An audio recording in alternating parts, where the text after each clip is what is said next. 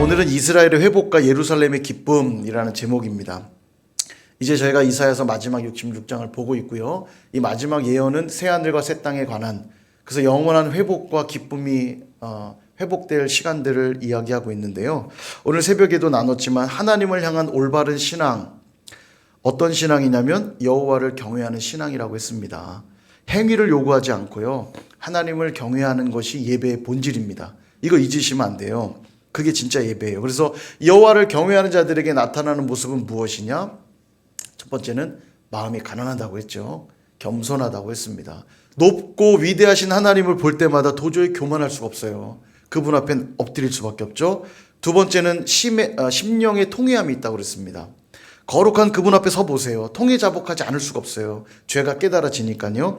그러니까 하나님 앞에 경외함으로 있으면 죄에 민감해지게 돼 있어요. 작은 죄도 회개하게 돼 있고요. 죄를 지으면서 뻔뻔하게 살아갈 수가 없어요. 그러니까 늘 통회자복할 수밖에 없죠. 세 번째는 하나님 말씀을 듣고 떠는 자라고 했습니다. 그 말씀을 들을 때마다 두렵고 떨림으로 반응하게 돼 있어요. 사랑하고 존경하는 사람이 하는 말들은 귀담아 듣게 돼 있고 그 말에 반응하게 돼 있어서 순종함으로 나아가게 되어 있습니다. 바로 그런 자가 드리는 예배가 진짜 예배라고 했죠. 여호와를 경외함으로 예배할 때 그 예배가 진짜 예배라고 했습니다. 그런 자가 드리는 소, 그런 자가 드리는 어린 양, 그런 자가 드리는 소제, 그런 자가 드리는 분향이 하나님 받으실 만한 예배라고 했습니다. 그러니까 소와 어린 양과 소제와 분향이 핵심이 아니고, 핵심이 뭐예요? 예배하는 예배자가 핵심이에요. 예배자가 여호와를 경외함으로 예배할 때 그게 진짜 예배인 거죠. 반대로 여호와를 경외하지 않는 자들, 교만해서 또 회개하지도 않고 하나님 말씀을 두려워하지도 않는 자들, 그래서 오늘 성경에 표현하기를 이런 표현이 나왔죠. 자기의 길을 택하고 가증한 것을 기뻐하는 자들. 예, 그런 자들은 어떻게 하신다고 했냐면 보응하신다고 했죠. 보응. 그래, 네가 행한 그대로 내가 계산해 줄게, 값쳐 줄게, 이런 얘기예요. 행한 그대로 심판받는 겁니다. 그러니까 하나님을 경외하지 않고 행하는 모든 행위는 많이 행하면 많이 행할수록 보응할 내용이 더 많아지는 겁니다. 두려운 거죠, 이게요. 그래서 여러분, 우리의 마음을 살피는 게 중요해요. 종교적인 습관과 행위에 따라 하는 건 정말 어떤 면에서는 더 위험한 겁니다, 사실은. 경외하지도 않고 종교적 행위가 많으면 많을수록 보응할 게 많아지는 거예요. 심판받을 게 많아지는 겁니다. 그런 자들이 드리는 예배는 받지 않으신대요. 그런 자들이 드리는 소는 살인 행위로 받아들이시고, 그런 자들이 드리는 어린 양은 개의 목을 꺾는 걸로 여기시고, 그런 자들이 드리는 소제는 돼지의 피를 드리는 걸로 여기시고, 이게 부정한 거죠. 그런 자들이 드리는 분향은 우상을 찬송하는 걸로 받아들이시게 돼요. 그러니까 여호와를 경외하지 않으면서 예배를 많이 드리면 많이 드릴수록 그건 그냥 보응할 내용이 돼버리고 말죠. 그게 중요한 거예요. 이 말 들으면 또 그래, 차라리 그럴 바에는 안 드리는 게 낫겠구나, 그 얘기 아니라고 그러지. 안 드리는 사람은 말할 것도 없고요. 그냥 그 사람은 상대할 가치도 없고요. 예배를 드린다고 나왔음에도 불구하고 하나님을 경외하는 마음은 하나도 없이 그냥 외식과 행위만 있는 그런 모습들 받지 않으신다는 겁니다. 예배의 핵심은 예배자예요. 예배자의 마음과 태도가 예배를 결정하는 겁니다. 그러므로 오늘도 예배할 때 여호와를 경외함으로 예배하실 수 있기를 축원드립니다. 이제 그렇게 여호와를 경외함으로 하나님께 나아가는 자들에게 뭘 약속하시냐면 놀라운 회복과 기쁨을 약속하세요. 7절을 보시면 시온은 진통을 하기 전에 해산하며 고통을 당하기 전에 나말을 낳았다, 이렇게 말합니다. 진통을 하기도 전에 해산하고 고통당하기 전에 아이를 낳았대요. 우리 박성호 집사님 이번에 보셨을 텐데 진통을 계속 하다가 안 돼서 수술했잖아요. 그죠? 그 진통하는 시간들을 같이 겪었죠? 둘째 못 낳겠죠? 예, 그걸 보면요, 왜 둘째 낳은 소리 못하겠다. 예, 저도 기억나요. 우리 첫 아이 수아를 낳을 때 중국에서 또 나니까 힘들었어요. 말도 안 통하죠. 또 비용이 너무 비싸가지고 조금은 이렇게 좀 3류, 4류 병원에 가서 아이를 낳느라고 좀 열악했습니다. 진통이 이제 밤에 진통이 와서 이제 처음에 이제 뭐 7분 간격, 6분 간격 점점 이렇게 줄잖아요. 주는데 이제 허리가 끊어질 듯 아프다고, 이제 저는 경험을 안 해봤으니까 모르는데 그렇게 표현을 하더라고요. 아내가 허리가 끊어질 것처럼 진통이 올 때 아프다고. 그래서 계속 쓸어달라고 그래서 제가 계속 쓸어줬거든요. 이것도 힘들대요. 당사자는 훨씬 힘들겠죠. 제가 밤새 이제 허리를 쓸어주면서 결국 이제 새벽 5시경에 5시 15분인데 수아를 낳았는데요. 낳을 때도 그래요. 4시 한 반쯤 돼서 분만실 들어갔는데 이제 중국 의사랑 호흡을 맞추려니까 말도 안 통하고 이제 힘들었는데 옆에서 그걸 다 보고 있는 거죠. 제가 옆에 서 있었거든요. 손도 잡아주고. 한국에서는 아마 이제 같이 들어가진 않고 나중에 탯줄 끊을 때만 들어가잖아요. 근데 중국에서는 누구라도 의지가 돼야 되니까 뭐 말도 안 통하는데 제가 따라 들어가려고 했더니 의사가 못 들어간대요. 근데 중국은 이제 안 되는 것도 없고 되는 것도 없고 그냥 그런 나라예요. 그래서 나 좀 들어가게 해달라. 그랬더니 그러면 이 가운비 200원 내래요. 200위안이니까 뭐 한 3만 7천 원? 내겠다고. 그래서 200원을 내고 가운을 주더라고요. 가운 주고 이제 들어갔어요. 돈으로는 안 되는 게 없어요. 이제 돈 주고 들어가서 저도 말도 안 되고 뭐 안 해도 그런데 이제 손을 꼭 붙잡고 그 진통하는 과정을 다 봤는데 진짜 눈물 나더라고요. 이게 해산의 고통이라는 것이 당사자가 되지 않아서 제가 다는 모르지만 옆에서 보면서도 야 정말 세상에 이보다 큰 고통은 없겠구나 그런 생각이 들더라고요. 근데 지금 이 본문에 뭐라고 얘기하냐면 진통도 안 했는데 아이를 그냥 낳는데요. 고통도 하나도 없이 아이를 그냥 낳게 될 거래요.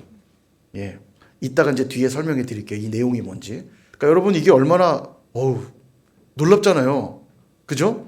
진통도 안 하고 애를 낳을 수 있으면 뭐 얼마든지 낳겠죠? 예. 근데 이 뜻이 뭐냐면 8절을 보니까 이러한 일을 들은 자가 누구며 이러한 일을 본 자가 누구냐? 나라가 어찌 하루에 생기겠으며 민족이 어찌 한순간에 태어나겠느냐? 내용이 이거예요. 주변 나라들이 보니까 나라가 하루 만에 생길 수 있어요? 없어요? 없죠. 나라가 어떻게 하루 만에 생겨요? 그리고 민족이 어떻게 갑자기 태어납니까? 그런 일은 있을 수가 없는데 보니까 그런 일이 일어난 거예요. 바벨론에 의해 완전히 이스라엘과 남유다가 완전 멸망했는데 완전 사라졌는데 어느 날 갑자기 그냥 이스라엘이 뿅 생긴 거예요. 그냥 이스라엘 민족이 그냥 뿅 태어난 겁니다. 어떻게 이런 일이 있을 수 있지? 이 얘기예요. 그러니까 원래 아이를 낳으려면 진통을 해야지 정상인데 진통을 안 했는데 애가 그냥 나왔다는 표현을 하고 있는 거예요. 분명히 완전히 멸망한 나라였는데 어디서 갑자기 나라가 생겼네. 누가 했을까요? 9절에 나옵니다. 9절에 여호와께서 이르시되 내가 아이를 갖도록 하였은즉 해산하게 하지 아니하였느냐. 내가 그렇게 했다는 겁니다. 내가 그 태를 열었고 내가 해산하게 했다는 거예요. 하루 만에 그렇게 나라와 민족이 생길 수 있었던 건 바로 내가 한 것이다. 그 얘기하는 겁니다. 그러므로 이제는 10절부터 회복된 예루살렘의 기쁨을 쭉 얘기하세요. 하나님이 회복해 하셨으니 이제는 기쁨만이 가득할 거죠. 10절 예루살렘 사랑하는 자들이여 다 성읍과 함께 기뻐하라. 또 쭉 즐거워하라. 슬퍼하는 자들이여 그 성과 함께 기뻐하라. 계속 기뻐하라. 제가 말씀드렸죠. 천국에서의 기쁨을 표현할 길이 없어요. 엄청 기쁘대요. 진짜 맛있고 진짜 기쁘고 이거 뭐 설명은 안 돼요.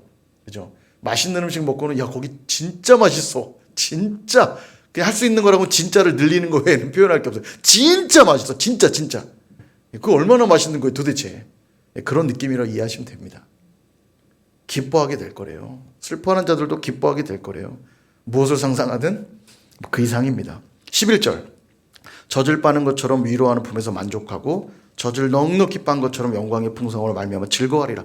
아이가요 언제 가장 행복해하냐면 엄마 품에 안겨 엄마의 젖을 빨고 다 먹고 나서 잠들을 때 보면요 세상에 이거보다 평화로운 아이가 없죠. 그죠? 아직 안 돌아왔죠? 내일 돌아오죠? 예, 드디어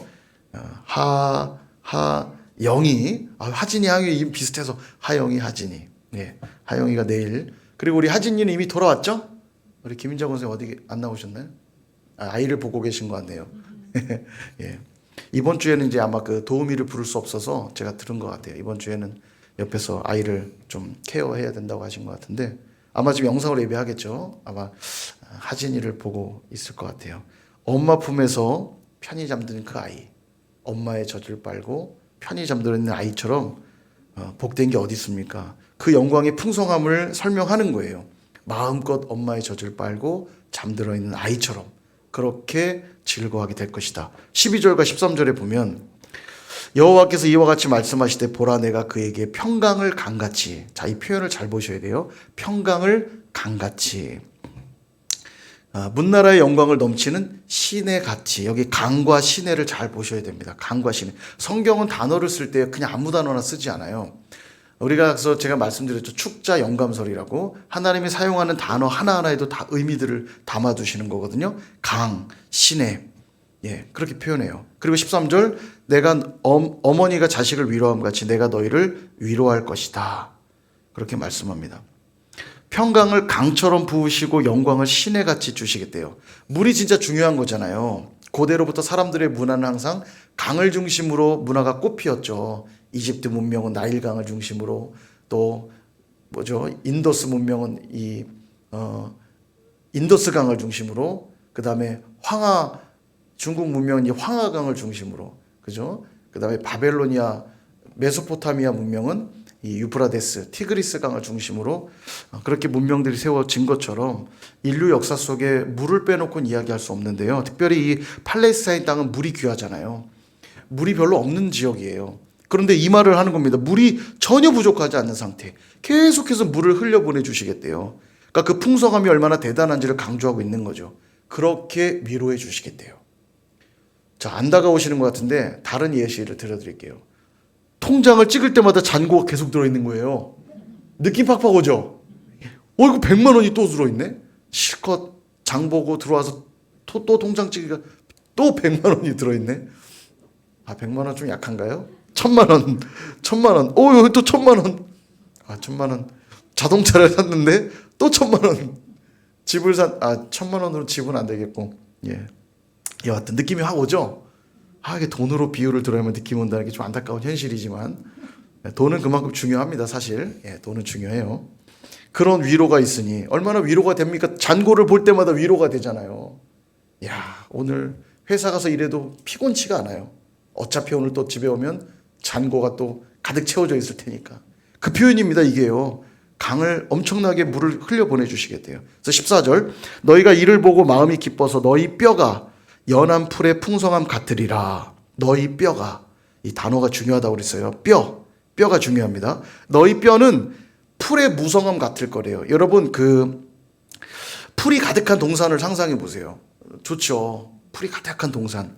분명히 빼짝 메말랐던 뼈들이 풀이 가득한 동산처럼 무성하게 될 거래요. 완전한 회복을 얘기하는 거죠. 여러분, 이 장면 어디서 본 것 같지 않나요? 이 뼈와 강. 이 뼈와 강이 어디 등장하냐면 에스겔서에 나오거든요. 에스겔 37장에 가보면 마른 뼈 환상이 등장합니다. 하나님의 영이 에스겔 선지자를 데리고 골짜기로 가요. 골짜기 가서 봤더니 빼짝 마른 뼈들이 가득한 거예요. 얼마나 무섭겠습니까? 사람 뼈가 막 가득히 쌓여 있는 거예요.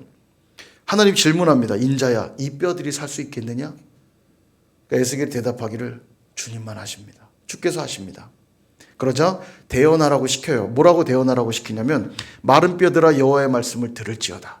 그래서 에스겔 선지자가 선포합니다. 마른 뼈들아 여호와의 말씀을 들을지어다. 그러자 뼈들이 소리가 나면서 움직이더니 뼈가 착착착착 맞춰져요.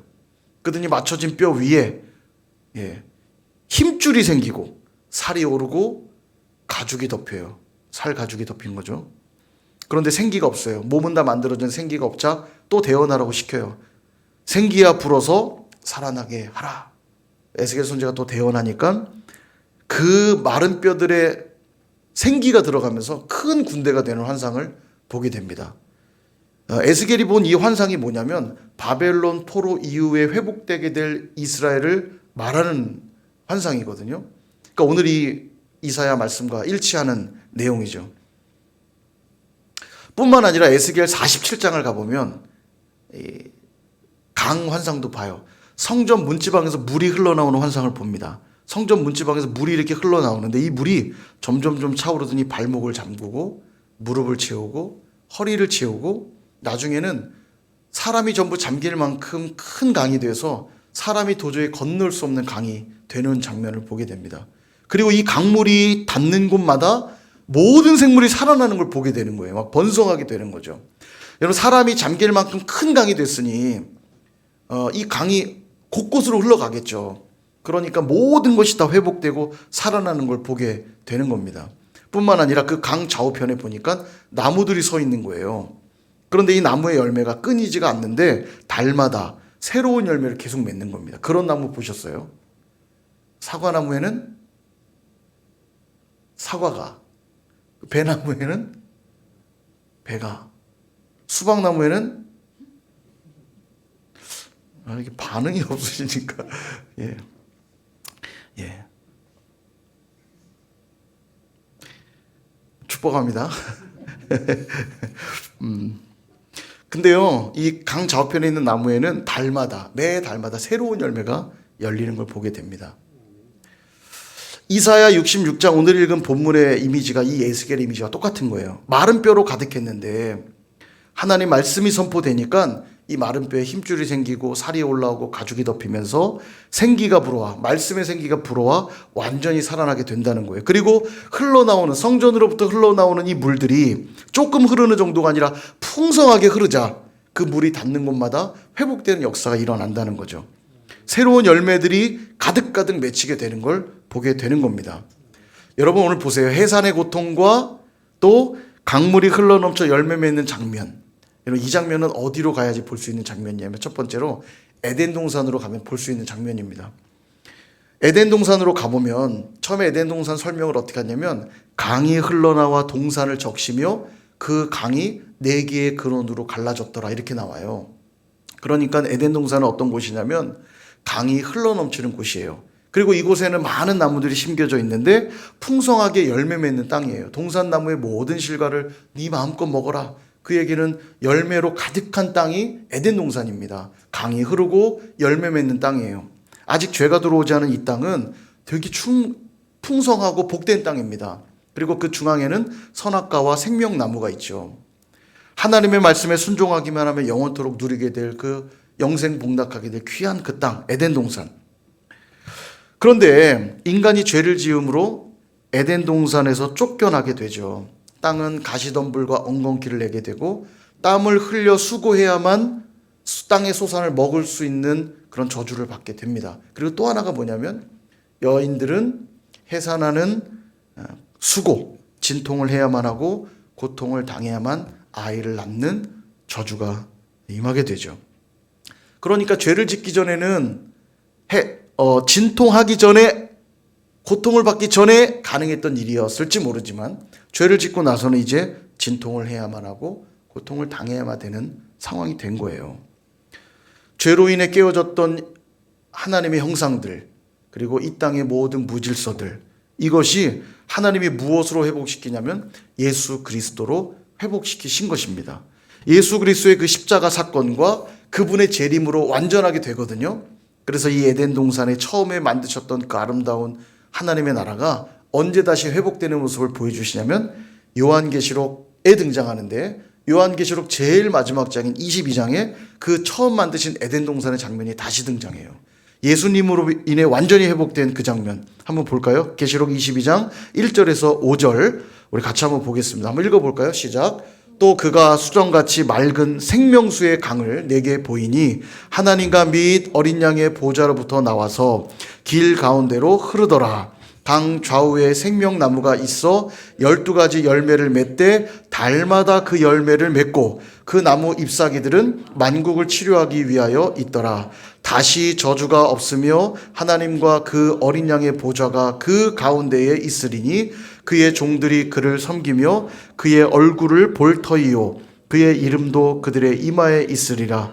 다시 밤이 없겠고 등불과 햇빛이 쓸데없으니 이는 주 하나님이 그들에게 비치심이라. 그들이 세세토록 왕노릇 하리로다. 아멘. 어떠세요? 처음 에덴의 모습이 회복되었죠.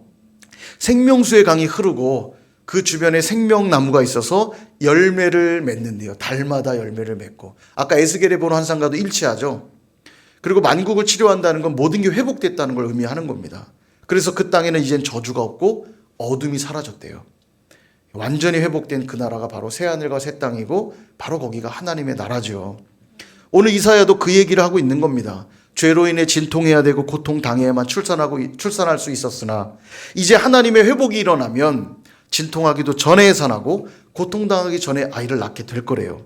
그래서 에스겔 37장의 마른 뼈 환상처럼 마른 뼈가 연한 풀의 무성함 같이 완전히 회복될 거라고 말씀하고요. 성전에서 나온 물이 가득가득 넘쳐서 생명을 살리는 강이 되고 그 생명수의 강이 보좌로부터 흘러나와서 12계절 내내 흘러 열매 맺듯 평강을 강같이 흐르게 하사 엄마의 젖을 빨듯 영광의 풍성함을 우리로 누리게 하시겠다고 약속하고 있는 겁니다. 여러분, 그 나라가 어디라고요? 새하늘과 새 땅, 신천 신지의 모습입니다.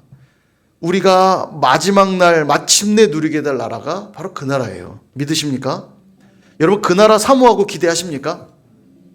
우리가 어려서 왜 그렇잖아요. 소풍 가는 날만 손꼽아 기다리죠. 엄마가 싸주는 김밥도 기대되고, 또 소풍날 가서 그날만 또 유일하게 콜라 먹는 날, 저는 막 콜라도 기대했던 것 같아요. 야, 콜라 먹는다 이러면서 김밥하고 콜라를 먹고, 또 소풍 가면 거기서 즐기게 될 많은 여러 가지 것들, 소풍 갈 날만 기다리듯이 우리도 기다리는 나라가 있어요. 새하늘과 새 땅입니다. 여러분, 그 나라를 기대하고 사모하십니까? 여기 아멘 못하고 있다면 어쩌면 아직도 이 땅의 것들이 더 좋기 때문인지도 모르겠어요. 이 땅의 것들이 더 좋으면 아멘 못하죠. 여기서도 충분히 지금 재밌고 행복하고 좋은데 새하늘과 새 땅이 필요한가? 그러나 이 땅에 소망이 없다는 걸 안다면 우리는 마땅히 당연히 새하늘과 새 땅 그 시간들을 사모하게 되어 있어요. 여러분, 사모하십니까? 근데도 아멘을 작게 해요. 좋은 거 많이 갖고 계신가 봐요. 잔고가 이렇게 가득가득 하세요? 통장에? 이래도 대답 안 하시고 저래도 대답 안 하시고 축복합니다. 제가 저주할 수는 없으니까 계속 축복하겠습니다. 잘 되십시오. 잔고가 가득가득 넘치십시오.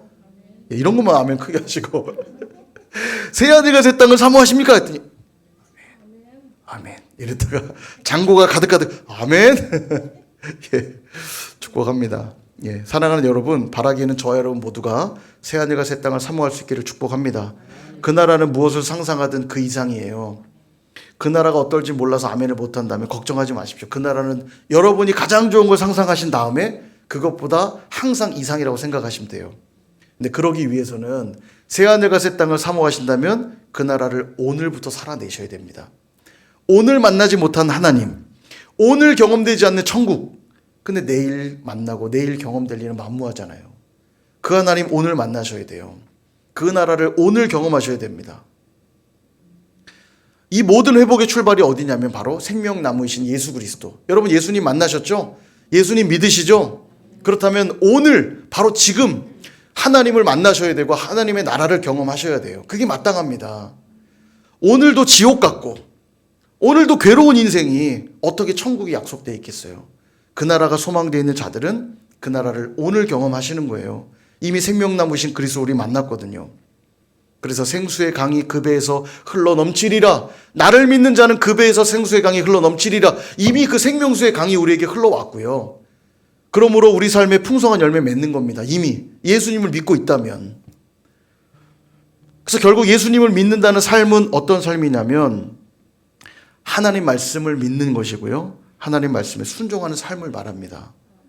그래서 여러분 경험하셔야 돼요. 뭘 경험하셔야 되냐면 하나님의 말씀이 내 안에 흘러 들어올 때, 생명수의 강이 되어 그 말씀이 흘러 들어올 때 내 안에 하나님의 위로가 임하는 걸 경험하셔야 되고, 생명이 임하는 걸 경험하셔야 되고, 마른 뼈와 같은 내 영혼이 소생하게 되는 걸 경험하셔야 되고, 내 삶에 열매가 맺혀지는 경험들을 하셔야 돼요. 그 나라가 새하늘과 새 땅이라니까요. 오늘부터 경험하셔야 돼요. 오락실에 가보면 요즘 워낙 디지털 게임들이 탁월하니까 자동차 게임할 때 자동차에 딱 앉는 것처럼 만들어져 있어요. 핸들도 딱 잡고, 혹은 오토바이 같은 데 이렇게 딱 타면은 화면을 보고 운전하잖아요.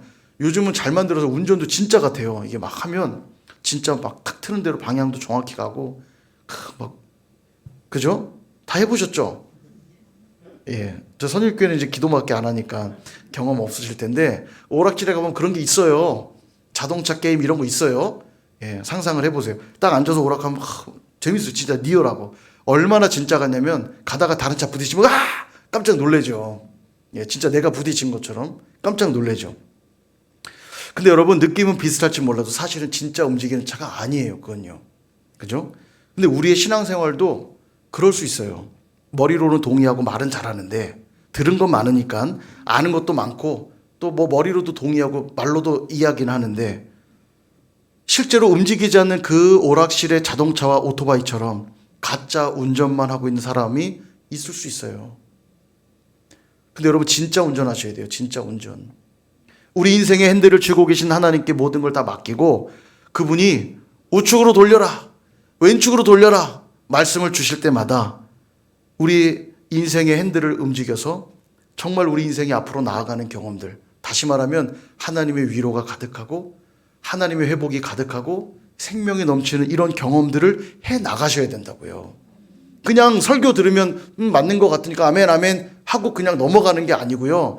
그 오락실에 앉아서 정말 그냥 가짜 게임이나 하고 있는 게 아니고요. 정말 일상 속에 돌아가서 매일매일 말씀 앞에 서서 오늘도 내게 주시는 말씀, 때로는 내 가치관과 부딪힐 때는 치열하게 싸워내면서라도 그 말씀에 순종하여 우측으로 돌리고 왼쪽으로 돌리고 나아가면요, 어떤 일이 벌어지냐면 하나님의 위로가 임하는 경험을 하고 하나님의 생명이 넘치는 경험을 하고 우리의 삶에 내가 생각지도 못한 많은 풍성한 열매들을 맺히는 경험들을 하게 된다는 겁니다. 그럴 때 여러분 그걸 경험하면 어떤 고백이 올라오냐면 아, 이게 새하늘과 새 땅이구나. 그들은 반드시 우리에게 약속된 그 마지막 날 경험하게 될 새하늘과 새 땅을 사모하며 살게 돼 있어요. 맛을 봤거든요. 아, 말씀에 순종할 때 이런 은혜가 있구나. 말씀에 순종할 때 이런 기적이 있구나. 와, 그 나라는 얼마나 좋은 나라일까.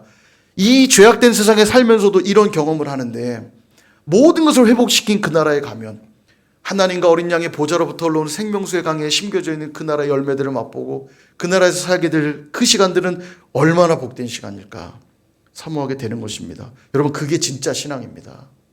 머리로만 알고 말만 되뇌이는 그런 거 말고요, 정말 삶으로 살아내는 신앙. 언제부터 시작해야 될까요? 오늘 바로 지금부터, 오늘 예배를 마치고 나가시는 순간부터 여러분 그렇게 시작하셔야 돼요. 그러므로 여러분 자기 자신을 속이지 마십시오. 오락실에 앉아 게임하고 있으면서 나는 잘하고 있다고 착각하지 마시고요. 자기 자신을 속이지 마세요. 하나님을 경외함으로 더욱 진실해질 수 있기를 축복합니다. 그래서 그 말씀이 위로해 주시는 경험 하시고요, 생명을 부어주시는 경험 하시고, 내 마른 뼈와 같은 삶에 풍성한 은혜 부어주시는 경험 하시고요, 내 삶에 풍성한 열매 맺는 경험들을 하실 수 있기를 축복합니다. 특별히 우리 교회가 11월은 시냇가에 심겨진 공동체잖아요. 줄여서 시심공동체, 시냇가에 심겨진 공동체, 시심공동체. 11월은 또 그렇게 말씀을 우리가 볼 거예요. 여러분, 다른 곳에 심겨져서는 열매 맺을 수 없어요. 자기 길을 자기가 선택해서는 안 됩니다. 하나님이 열매 맺는다고 말씀한 곳에 심겨져야 열매 맺잖아요. 내가 생각할 때 열매 맺는 곳에 심겨져서는 열매 맺을 수가 없습니다. 은혜의 강가에 여러분의 믿음의 뿌리를 내리십시오. 그리고 말씀의 영양분을 공급받으셔야 돼요. 다른 영양분 안 돼요. 하나님 말씀의 영양분을 공급받으실 때에 우리 삶에 놀라운 열매들이 맺혀가게 될 줄로 믿습니다. 그렇게 열매 맺으며 신천신지를 경험하며 살아가는 저와 여러분 모두 되시기를 주님의 이름으로 축원드립니다.